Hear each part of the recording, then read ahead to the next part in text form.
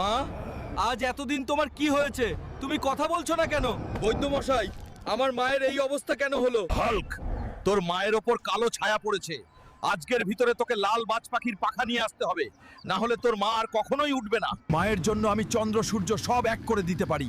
আজ দরকার হলে এই বাজ পাখির জন্য এই পুরো পাহাড়কে আমি ধুলোয় মিশিয়ে দিব। এই বাজ পাখি, এখনই তোর পাখা আমাকে দিয়ে দে। তোর গায়ে কোনো জোর নেই হাল্ক, তুই আমার সাথে পারবি না। আমার মায়ের দোয়া আমার উপর আছে।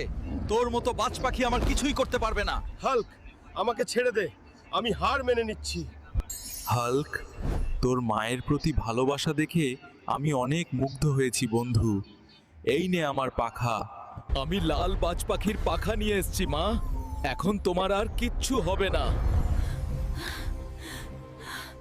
মা, তোমার কিছু হলে আমি কিভাবে থাকবো? দূর বোকা, তুই থাকতে আমার আর কি